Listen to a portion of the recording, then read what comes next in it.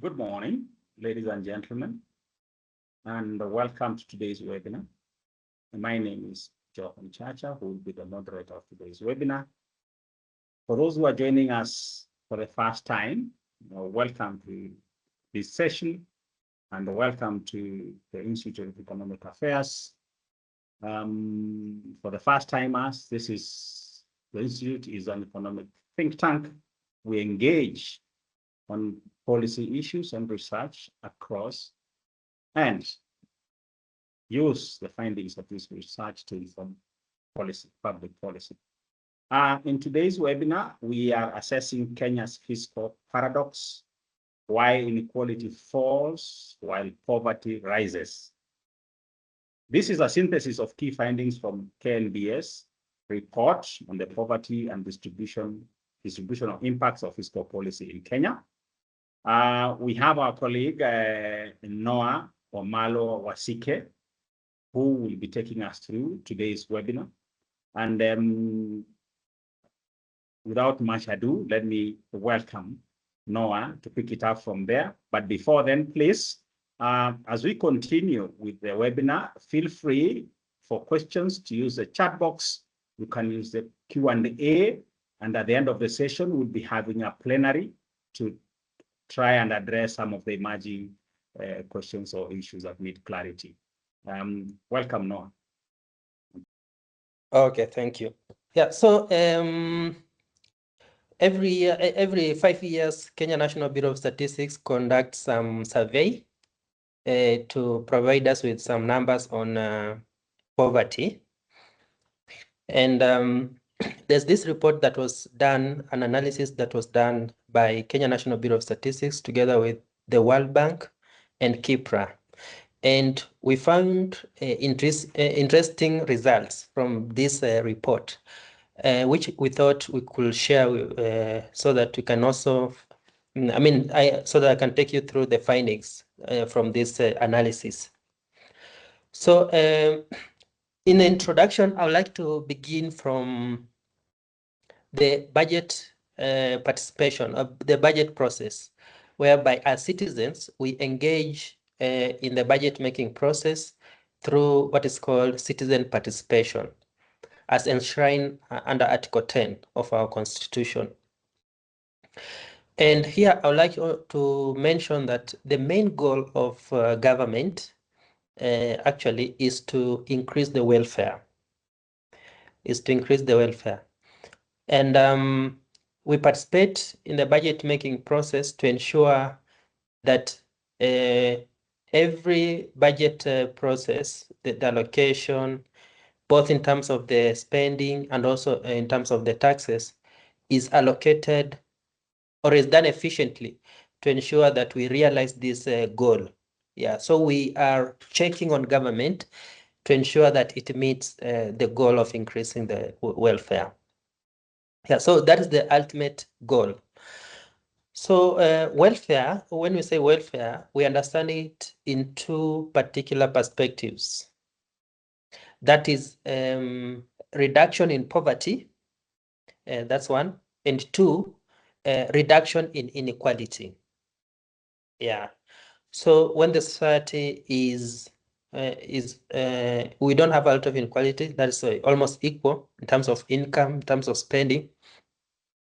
That's an ideal situation.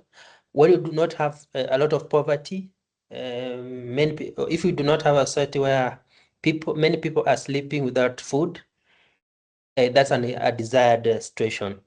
Yeah, and of course, all this will spur inclusive growth. So of course, we participate in different ways. One of it is just to provide information in terms of how resources are allocated. Another way, we advocate for reduction in wastage, reduction in corruption and all that. And then another way is just to increase fairness, as in redistribute spending, redistribute income, tax collection, such a way that we are not overburdening a particular section of group. Yeah, so Constitution of Kenya under Article 201 provides about prudence in the spending.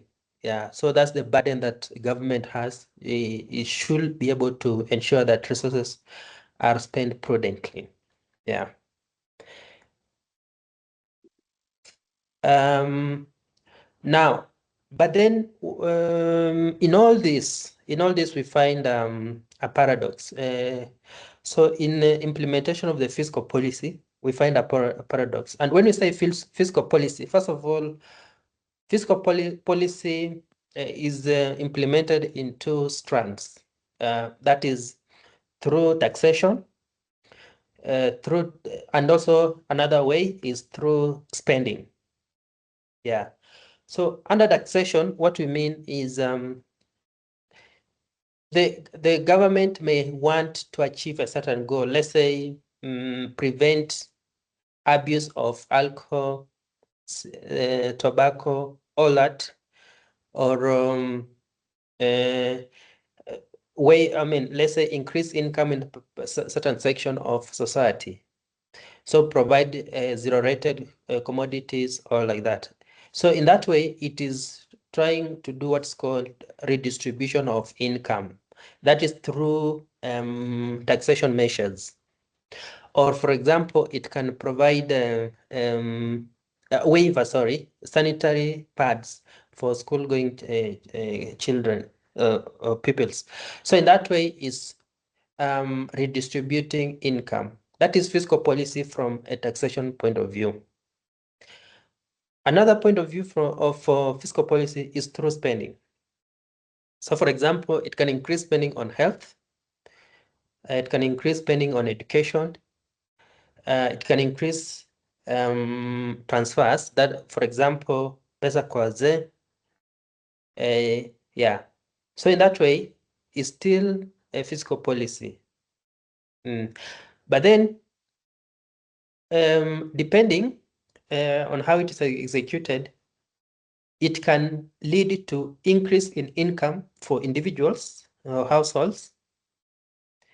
For example, if we increase the tax on sugar or bread or beer, so if you increase tax there, you reduce what's called disposable income. Disposable income is the income that an individual or household has after the tax is imposed. So for example, you have 100 shillings, you like to buy unga, let's say, and the government imposes VAT of 16%. So 16% on a 100 shilling income, it means that the amount that you'll be remaining with is 84. Yeah. So while you have an income of 100, we'll say your disposable income is 84. Yeah.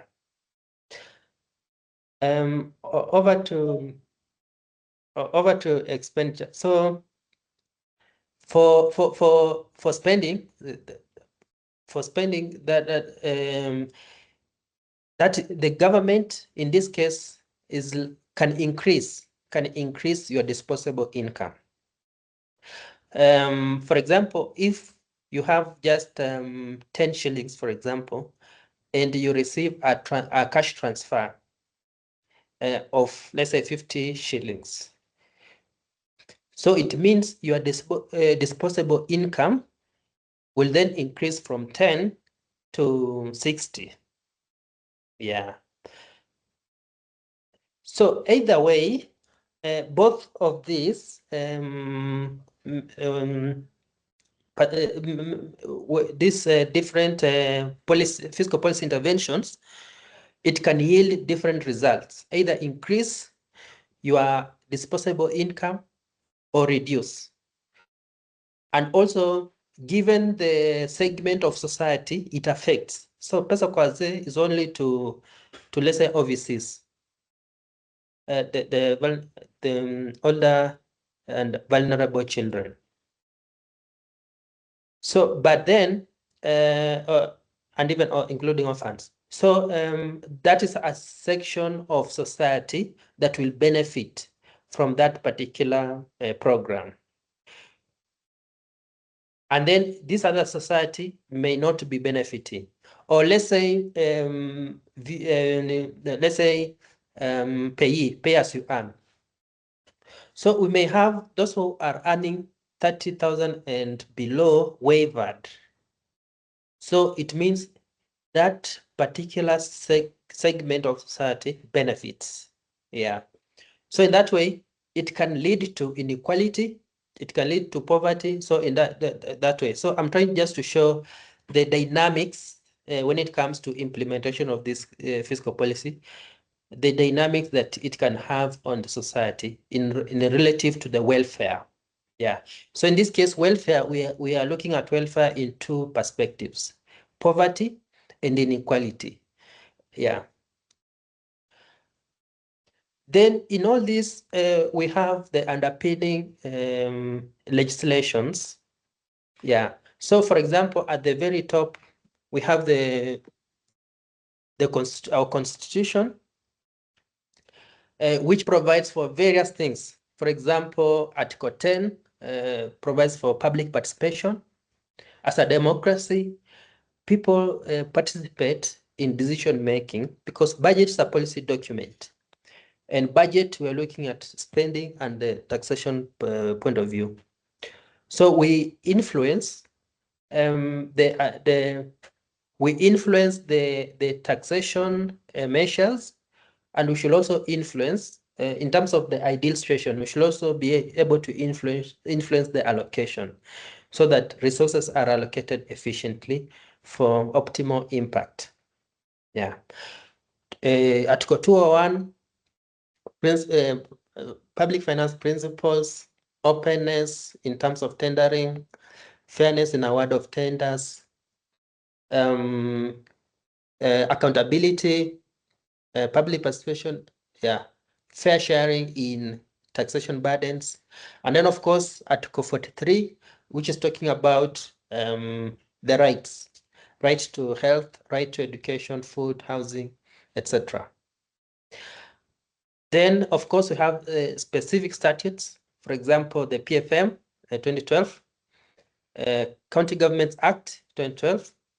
So all this is about accountability, responsibility of our leaders, and all this. And of course, we have our Vision 2030, sustain economic growth, equity, and social inclusion. Yeah. Yes. Now, this is the study that was done by consortium of different organizations, KIPRA, mainly led by KIPRA and the World Bank. The data came from the Kenya National Bureau of Statistics. So in this study, they found what's called a paradox, kind of a contradictory outcome, in that we have looked at the ideal situation in terms of the fiscal policy through taxation measures and through spending, and the optimal result that they should lead to, that is reduction in poverty and reduction in inequality.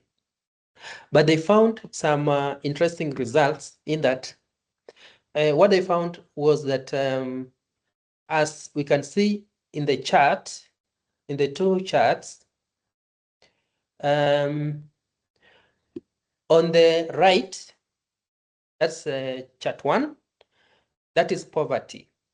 Poverty at the basic level is the number of people who are living, the share of people, the share of the number of people living below the poverty line. Yeah. So poverty line, let's say 3,700 per month. So they just count how many people, we have 53 million people. Out of 53 million people, how many people are living below the poverty line? So in this case, for example, in 2005, it was around 46. So 46%. It means out of every 100, 46 people were living below the poverty line in 2005. In 2019, it had gone down to around 33.6, which means 1 in every 3 people, almost a third, were living below the poverty line. But COVID made this indicator shoot to around 43%. Yeah. Since then, we have seen a reduction, but a slight reduction to now, according to 2022, according to KNBS in 2022, it was 39.6, which means just around 40. So, which means in every 10, around 4 people are living below the poverty line. So that is poverty on the left. On the right is what's called inequality. Yeah. So in 005, it was 47. And in 2022, it is 38. So there is some differences. Now, inequality is not same as poverty. There are different measures of the welfare. So economists and statisticians would like to measure inequality from what's called Lorenz curve, shown in the upper right corner. So simply this the coefficient that they get, these numbers 47, 39, 40, all these numbers are what's called Gini coefficient. That's just a measure of inequality. And how they get it is they arrange the population from the lowest income to the highest. Yeah, and they take proportions. So for example, they can take 20%, let's say from the very bottom. So they divide equally. So first of all, we say we rearrange the incomes, and then you take proportional percentages. Let's say the first 20% of these people. Yeah, the first 20%. So you are looking at 20% in terms of the number falling within the first 20 quartile.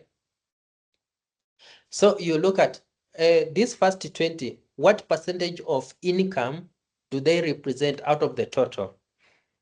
Yeah, then you move to the next 20. So you do it cumulatively. Yeah, and what you'll come up with, some sort of a curve. Yeah, a curve.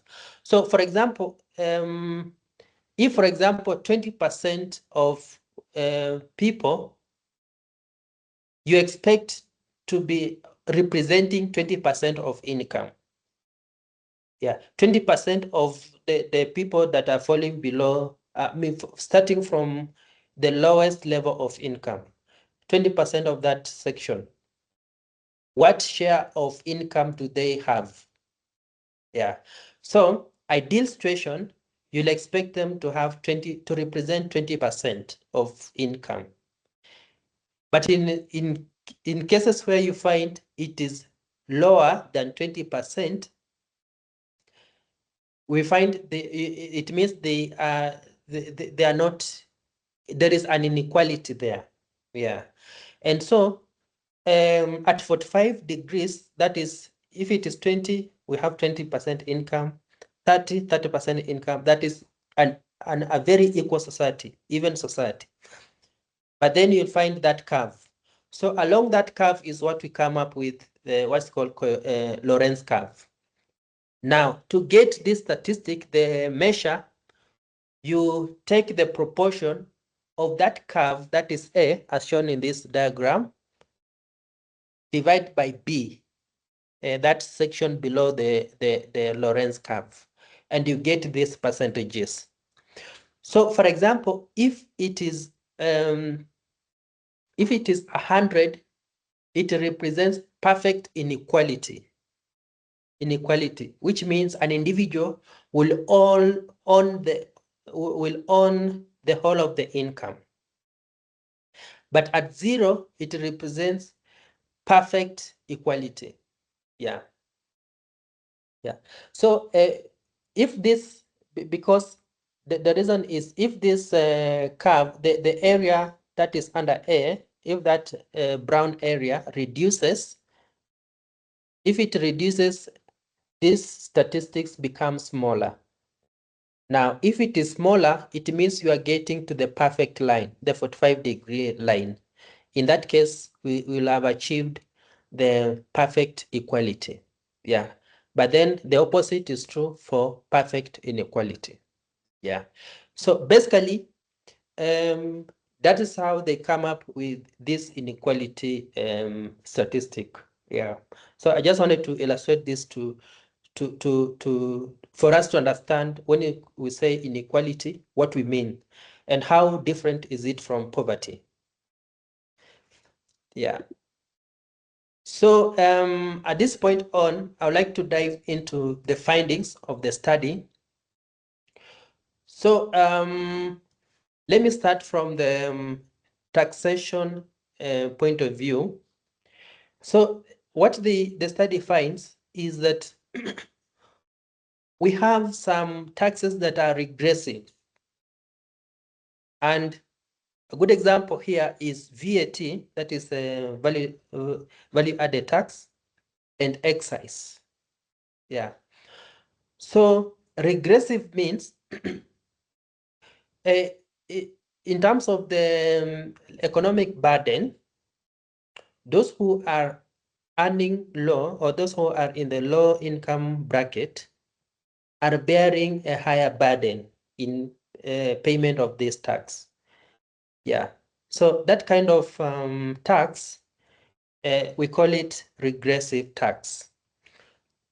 And an example for this is, for example, someone sending 1,000 for school fees. The excise duty on airtime and mobile money transfers reduces disposable income directly. Yeah. While for higher income earners, it is very marginal. Yeah. So, for example, when you compare, or let me use the second example maybe to reinforce. So, for example, Unga, a person, let's say, living in Kibra, compared to a person living in Runda. So you find VAT is the same. The amount of VAT charged on Unga or bread is the same, 16%. So in terms of economic burden, that is the sacrifice, the level of sacrifice, the person in Kibra bears more burden compare on a bread or Unga compared to the person living in Runda being charged the same amount of VAT. Yeah. So that particular kind of tax, we call it regressive. Now, we have other different types of taxes that we call direct taxes. So the first category there, VAT and excise, they're called indirect.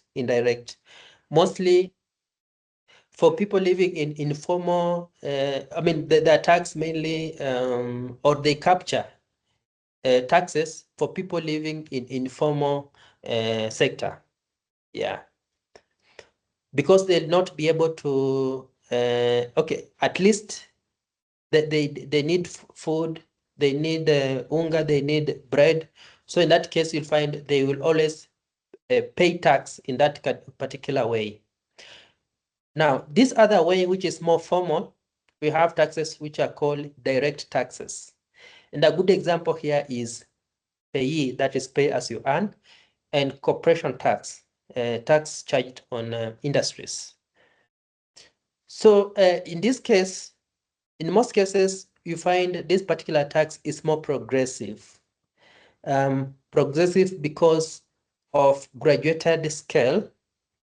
So, for example, they'll say people who are earning less than 30,000, they pay this particular tax, or the tax is waived.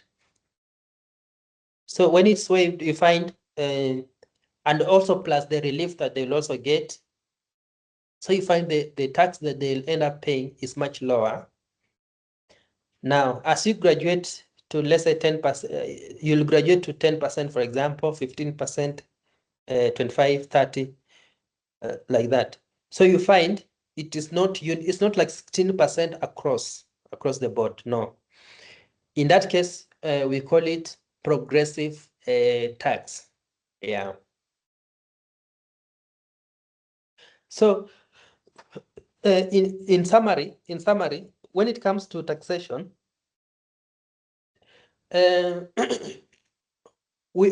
study finds that these indirect taxes, the likes of VAT, excise taxes, were disproportionately, had disproportionately adverse effects in terms of pushing poor people further into poverty. Yeah. Now, let me switch now to spending. Here we also see some interesting results or findings. So we see that these social spending programs, for example, on education, was very progressive, was strongly progressive. And by progressive here, we mean the poor people really benefited a lot. Because when you provide subsidy for schools, let's say you'll find a person living in a very low income group, or a person from very low income group, let's say a person living in slums, will really, or let's say in a marginalized area, let's say Mandera, Turkana. So these people, if you provide a subsidy for them to go to school, even including, for example, meals, school meals, so you'll find it really benefits these people at low income group. Then it will benefit, for example, a person in very posh income area, let's say in Muthaiga or whatever. So you find these people in very high income, they have a lot of alternatives. They can send their children in abroad or these posh schools. But a person living in very marginalized area, they do not have much options. So in that case, you find this social spending program will really benefit these people from these low income groups. The second is health. So this is also moderate. It really helps people from these low income groups. Then another one is social protection. But the study finds that in as much as social protection is progressive, but in terms of scale or in terms of amount, it is very small. Yeah. So it's very small, but it could be improved further in terms of targeting and in terms of scaling, in terms of size. Now, on this chart, we are providing a synthesis combining the last two slides that we have looked at, taxation and spending. We are bringing everything together. And so in summary, what we can say is that direct taxes, such as pay as you earn, and cash transfers reduce inequality. They are progressive. So when you make your taxation more progressive, as in you are not disproportionately overburdening the poor, that reduces inequality. Or cash transfers, the reason why the cash transfers are good is because they target specifically people who are very poor, extreme, in what's called extreme poverty. So in this case, it has very high results in pulling people out of poverty. But then indirect taxes, the likes of VAT, the likes of excise, increase poverty because the poor are disproportionately or being overburdened by the tax that they pay. So it raises the cost of living. Yeah. But then another thing, so the size, what we would also like to say is that the size of this cash transfer was limited and could not really help many vulnerable households. Yeah. So in summary, we can say the Kenyan system is inequality reducing, but poverty increasing. Yeah. So that is the system helped to reduce inequality, but then because of the regressive tax, we find still many people who are from the low income groups, their poverty increased. Yeah. So we come to recommendations. So from all these, some plausible recommendations is that we need to increase the size and targeting of the social transfer programs. Easy pesa kwa wazee. At least we need to improve in terms of targeting, but also in terms of the scaling amount. Then we need to rethink this VAT, and especially on basic commodities. Yeah. So, for example, in some of the finance bills, we saw a VAT on spare parts for helicopters being waived. And you see people who own such kind of like helicopters are very few in society. So in that case, really it is not progressive. So we need to rethink more about these basic commodities in terms of access, affordability. How can we make it affordable to people at the low income groups? Yeah. For example, we can recommend about zero rating some of these basic commodities. Then these social spending programs, for example, on education, health, really matter a lot in terms of pulling people from poverty and also reducing inequality. Yeah, then we also need to improve tax administration to reduce informality, because we find indirect taxes which are mostly imposed on people from informal sector are very regressive. Yeah, in that case, we should be improving tax administration means we need to have more and more progressive taxes. Yeah. With that, I thank you very much for listening to me. Back to you, Jotham. Thanks, Noah, for that informative session. I think we now move to the plenary, and of course our chat box and the Q&A is open. I'm trying to go in there to see if we have anything. In the meantime, creating space for any of the participants who might be having a question or seeking clarification. Please feel free to raise your hand. I'm sure the tabs are now active, and I should be able to notice and let you know your contribution. Good. So the plenary is now open.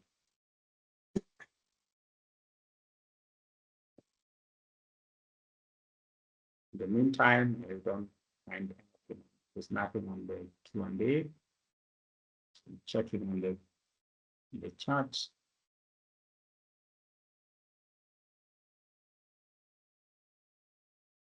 Pretty much as well. So from my participants, anyone with a question? Anyone seeking clarification? Please feel free, this is your moment.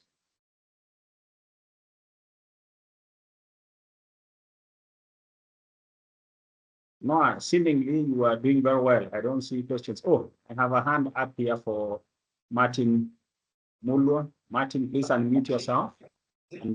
Yes, thanks a lot, Noah. I think for me, this is quite insightful. And thanks a lot for taking the time to go through the report and present some of the key findings. I mean, I'm just curious to understand, since you have done much work in terms of reading through the report, since, I mean, obviously we know inequality is more of an urban and something within the non-ASAL counties. So just interrogating the report, where do we see much reduction in inequality? Which, specific regions do we see more inequality reduction? And obviously in terms of poverty increase, which are some of the regions? Obviously, we mentioned ASAL counties, but are there any other, some of the nuances that were coming out of the report? And I was quite intrigued by the recommendation you also provided. I think as we move forward, there's also a question of how targeting is done, particularly in terms of ensuring that there is reduction of poverty, but I think also more importantly, in terms of improving the inequality overall. And also, I think the last point is, since you mentioned about Gini coefficient, uh, did the report to any degree just look at also other forms of inequality like Palmer ratio, where you're looking at how much the top 10%? Because I think even recently Oxfam had released a report showing that inequality among the top 10% is growing. And this report also brings out some interesting insights in terms of how fiscal policy has been reducing inequality. So I'd be curious to hear your thoughts on those few points. Thanks. Thanks, Martin. So I will take that. We'll hang in there now before. Are there any other questions? Yes, I can see in our chat box, Steve is asking, he's requesting for an explanation on the Gini coefficient. And he says, thank you for the presentation. So thanks, Steve. Can see something in the Q&A in there now. I'm trying to make sure we post what has come through. Something in the Q&A. Spicen K analyst says, thanks for the insightful presentation. You said the measures are inequality reducing and poverty increasing. Please expound. What is the net or what is overall effect? And there's more to that, like, are we better off or worse off overall? So very Fiscal analyst. And I may repeat the question Noah is asking. After those insights, you said the measures are inequality reducing and poverty increasing, or the paradox is inequality reducing and poverty increasing. Please expound. What is the net overall effect? Are we better off or worse off? Thank you for that. I think those are two questions that are already there are three. I am trying to check if there's any other. In the meantime, now you could take the three. Yes, thank you. Yeah, let me begin with the question by Steve. Regarding explanation for the Gini coefficient. Yeah, sorry, I did not dwell so much on explanation, how it is derived. But I had this small picture on the top right. So on the y-axis, what is labeled in red there is cumulative percentage of income. That is the y-axis. And what you see, 10, 20, 40, all these up to 100, all these are percentages. That is proportional or cumulative shares or proportions for income. Take all people, all individuals in Kenya, arrange them from the lowest income to the highest. Cumulative means if I'm the first person, I'm earning, I have an income of 100, and the next person is earning an income of 120. So at the second position, we'll add my income, which is 100, plus his income, which is 120, to arrive at 220. Yeah, so that's cumulative bit of it.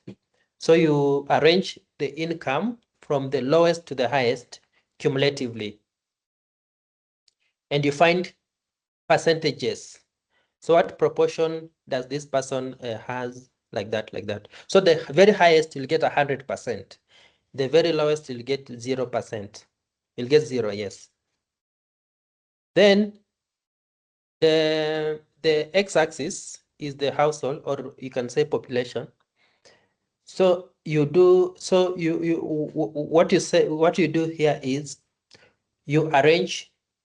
So for this proportion of people, let's say you've arranged your income, people are along the income.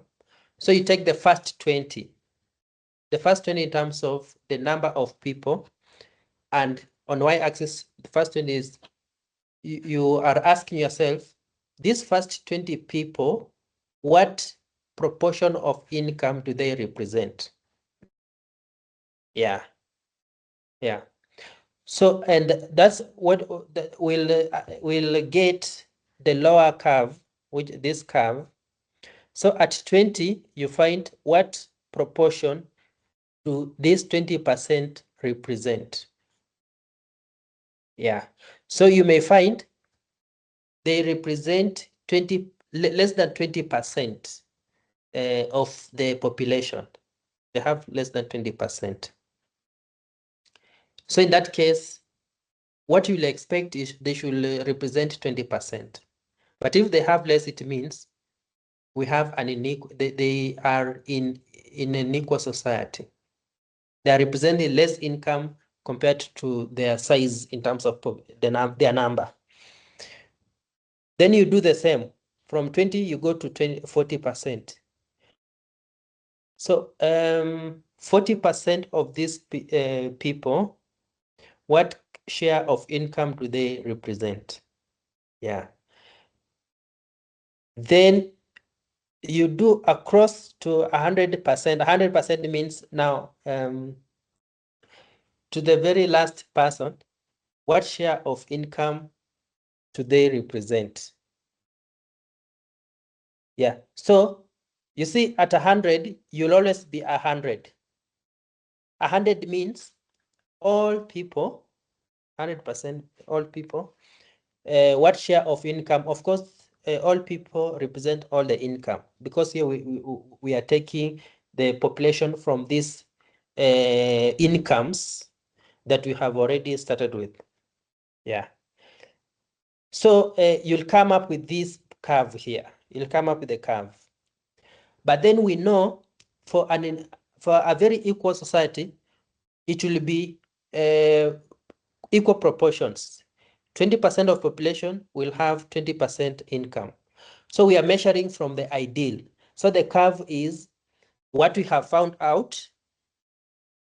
We are measuring against what is the ideal. Yes.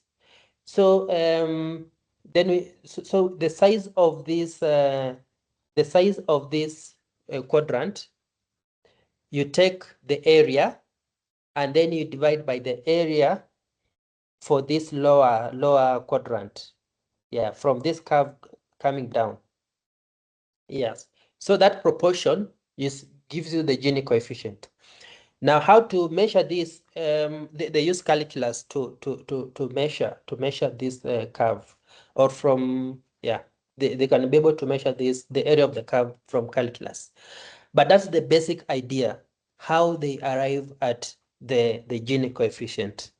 I hope I've been it's a bit clear, but I hope I've been able to attempt to answer.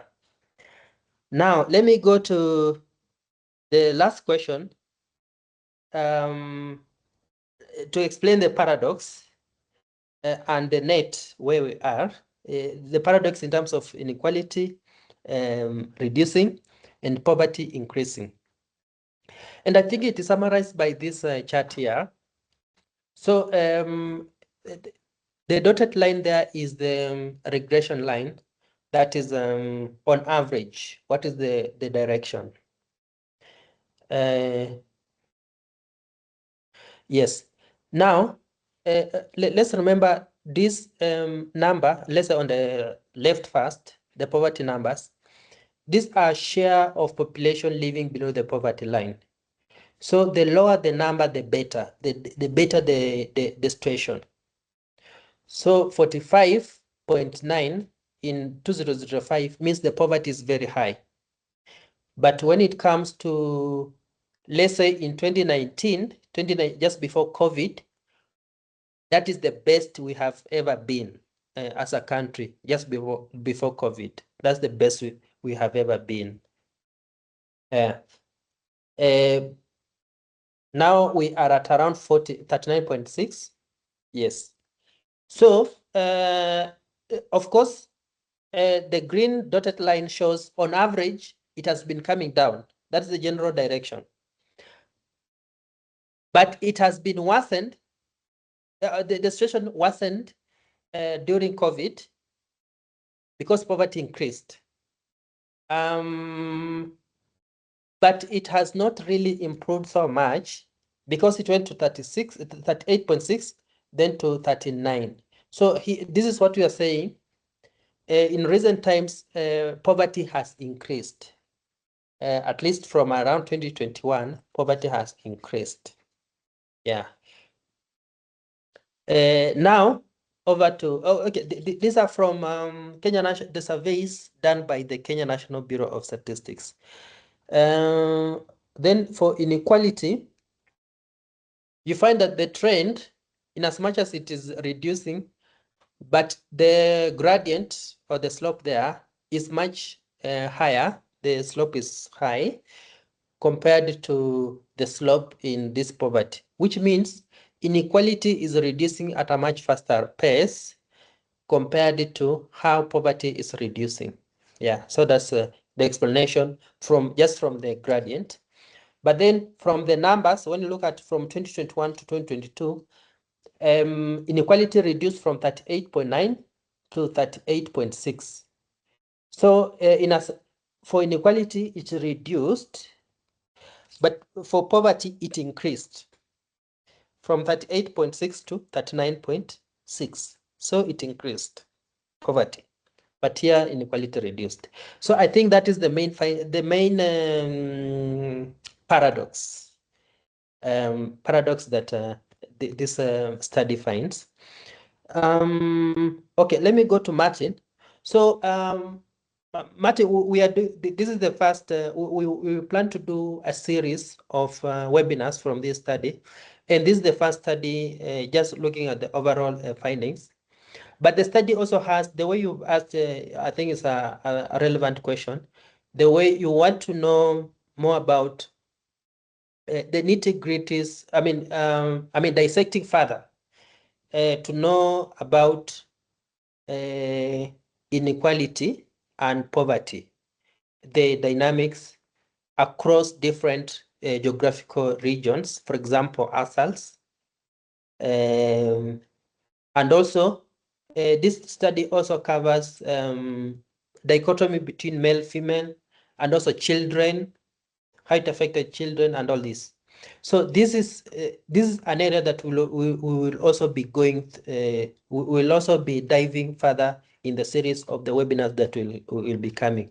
But what I remember from the study about ASALs, what the report talks about is this devolution, yes, the effect on the effect of devolution on these two aspects, and the report says devolution actually helped to reduce the inequalities.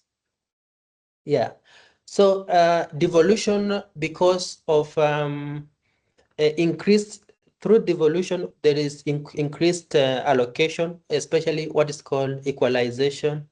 I mean, equitable share and also equalization fund. Yeah. So these two funds really help to reduce inequality. Of course, the situation is not very perfect, but those who saw very huge improvement are most of these ASAL regions. the likes of Mandera, the likes of Wajir, Marsabit, Mandera, yeah.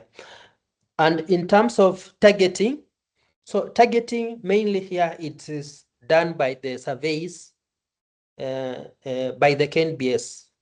So KNBS identifies households, and it does what is called a Kenya Integrated Household Budget Survey.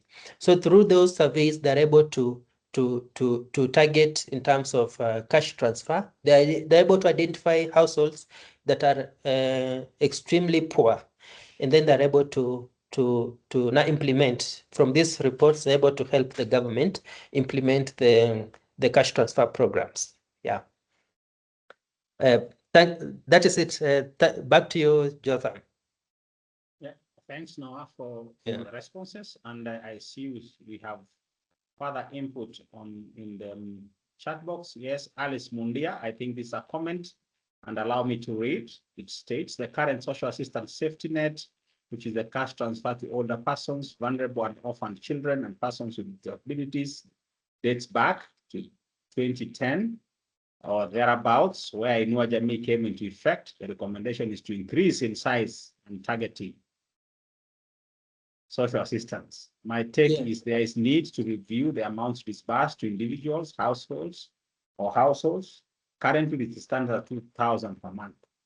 This review should be in line with the changes in the consumer price index, inflation, and other macroeconomic changes since 2010, and review of the cash transfer to persons with disabilities, which is disbursed per household rather than to individuals. Thanks, Mundia, for the comment. That's a great input in this discussion of the paradox of poverty and inequality. I can see Charles Kiprono with a question. Are there any non-fiscal shocks that could potentially contribute to this paradox of inequality? Inequality down, poverty, or that could contribute to this paradox of inequality down, poverty up. I know that is the only one question. I see Kim, your hand is up. Maybe you could please unmute and and share your thoughts. Kim. Okay, thank you very much for the presentation. And it's such an eye-opening. And going back to the table that to the graphs, the two graphs that we can see here, we find that poverty is going up as from 2021, and then you find inequality as well is going up during that period from 2021. And when you look at, for example, now you project that to what we have currently, you find both looking at the Gini coefficient for maybe in 2024, you find the overall there is an increase. And this was also elaborated in the Oxfam inequality report. Also recently, you find there are so many reports that saying we have more Kenyans who are like living under the poverty line than we had maybe before 2020. Yes, sometimes it might be the effects of the COVID that is extending to right now. But then when you look at, I don't know how you can connect what is currently going on in Kenya with most developing countries. For example, you find, yes, the economy is growing, but also without looking at the Gini coefficient here, the inequalities are very, very also growing. And that is in line with most of the economic models for income, economic growth, and inequality. So I don't know, maybe you can say something about that, and maybe afterwards I can I can have something to say. Thank you very much. Yeah, thank you. Thanks. KM, I think that should be Kim, unless I'm getting it wrong. Yes, no, and there's one last piece you didn't mention about Spice Ken, who had asked, what is the net overall effects? Are we better or worse off? Back to you, Noah, to take up those. Yeah, thank you. Yeah, allow me to start with the question by Charles Kiprono regarding the shocks. Yeah, so there are actually various shocks, and a clear example is this COVID that we saw really increased poverty. Yeah, but then recently we've seen so many other shocks that have also affected the households.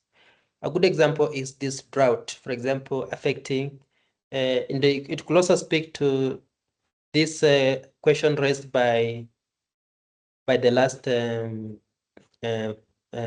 participant. So, for example, drought in areas like Mandera, in areas like Wajir. So you find a livelihood. These people, you find they are heavily depending on animals, the cattle that of various animals that they keep, livestock. So you find if drought wipes out this source of livelihood, you find that taken so many years back in terms of yeah. So I think that issue aggravates poverty, especially in income areas, or when in other regions, for example, there are so many households which are dependent on agriculture, and especially rain-fed agriculture. So in that particular instance, you find if crops fail, it really it's a shock to the source of income for the household. But I also think there is this issue of taxation. I think we need to review taxation. So you find recent times, like the past 3 years, the level of taxation has really increased. So you find the amount of taxes that individuals, in relation to the income, that individuals and households are paying to government has increased very highly. So, and I think this issue has led to these inequalities. And I think, although I've not read, but I think we need to look at the report by Oxfam, which is showing that inequality has increased in recent times. You are referring to 2024. Yeah, I think that is something that I need also to relook into that Oxfam report, and it could be true because of the high income. The high taxes that have increased. So the issue of inequality is to look at which sections of society did these taxes affect the most. Yeah. So you Ken, the question about Ken, are we in terms of net, are we better off, or are we okay? I think generally in my view, and this is now my view, I think we are worse off.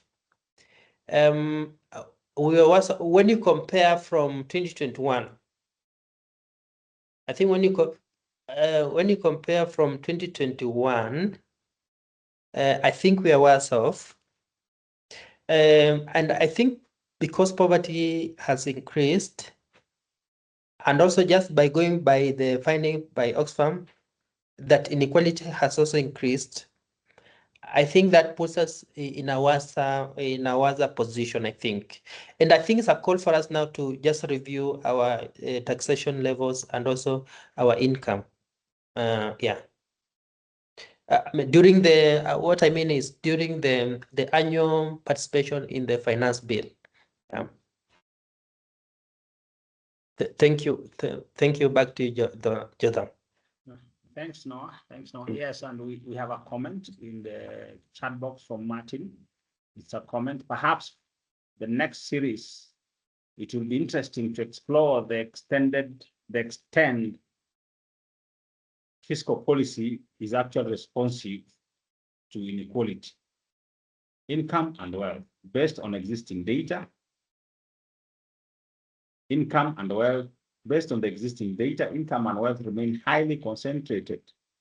One report shows the top 10% of earners account for nearly half of the national income, 48.8%, and over 60% of wealth, while the bottom 50% control only 15% of income and just 4% of wealth.